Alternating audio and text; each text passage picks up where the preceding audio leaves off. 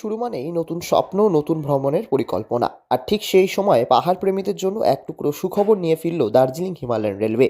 দীর্ঘ বিরতির পর আবারও চালু হলো টয় ট্রেনের বহু প্রতীক্ষিত জঙ্গল সাফারি, যেখানে রেলের ছন্দে ছুটতে ছুটতে চোখের সামনে খুলে যাবে পাহাড়, চা বাগান আর অরণ্যের রহস্যময় দুনিয়া।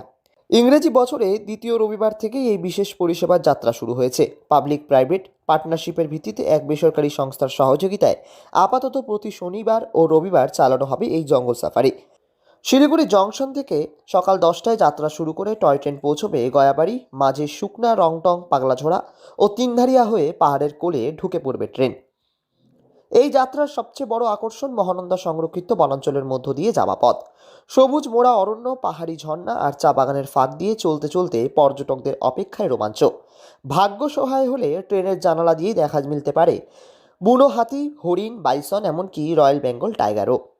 এর আগে গত সেপ্টেম্বরে রংটং পর্যন্ত জঙ্গল সাফারি চালু হলেও এবার রুট আরও দীর্ঘ হওয়ায় আগ্রহ বেড়েছে বহুগুণ। সম্পূর্ণ প্যাকেজ ভিত্তিতে এই সফর পরিচালিত হচ্ছে।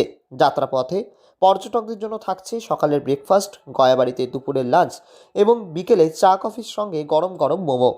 নিরাপত্তার দিকেও বিশেষ নজর রাখা হয়েছে। প্রতিটি কামরায় থাকবেন মহিলা কর্মী। মাথাপিছু ভাড়া নির্ধারণ করা হয়েছে 2200 টাকা। রবিবার প্রথম দিনের যাত্রার আনুষ্ঠানিক উদ্বোধন করেন দার্জিলিং হিমালয়ান রেলওয়ের আধিকারিকরা।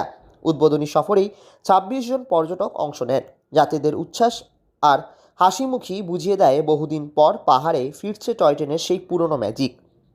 প্রথম দিনের যাত্রী রাকেশ শর্মা জানান, টয় ট্রেন চড়ে জঙ্গলের ভেতর দিয়ে যাবার অভিজ্ঞতা তার কাছে একেবারেই আলাদা। তার কথায়, ছোটবেলায় টয় ট্রেনের গল্প শুনতাম, আজ নিজের চোখে পাহাড়, জঙ্গল আর প্রকৃতিকে এত কাছ থেকে দেখতে পেরে সত্যি মন ভরে গেছে। এই সফর শুধু ভ্রমণ নয়, একটা স্মৃতি হয়ে থাকবে। हाँ, ये आज से चालू हो रहा है।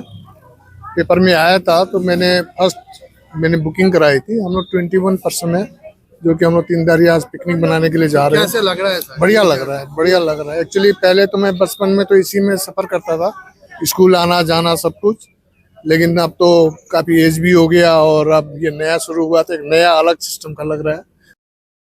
অন্যদিকে দার্জিলিং হিমালয়ান রেলওয়ের ডিরেক্টর ঋষভ চৌধুরী জানান, পর্যটকদের কাছে পাহাড়কে নতুনভাবে তুলে ধরাই এই উদ্যোগের মূল লক্ষ্য।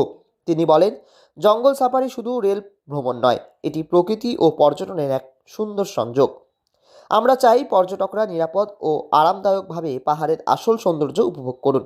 নতুন বছরে এই পরিষেবা পাহাড় পর্যটনে নতুন গতি আনবে বলেই আমাদের বিশ্বাস।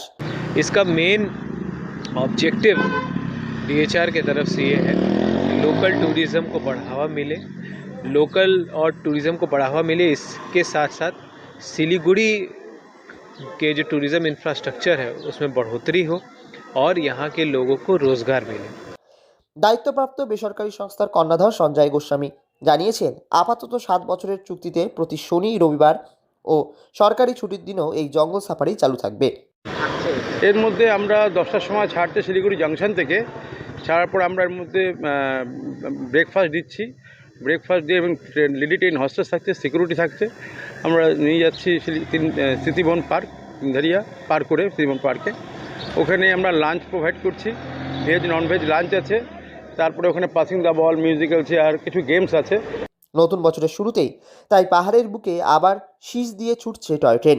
জঙ্গলের নীরবতা ভেঙে ফিরছে রোমাঞ্চ, প্রকৃতি আর নস্টালজিয়ার এক অনন্য সফর। পাহাড় যেন আবার ডাকছে। এই ডাক কি উপেক্ষা করা যায়?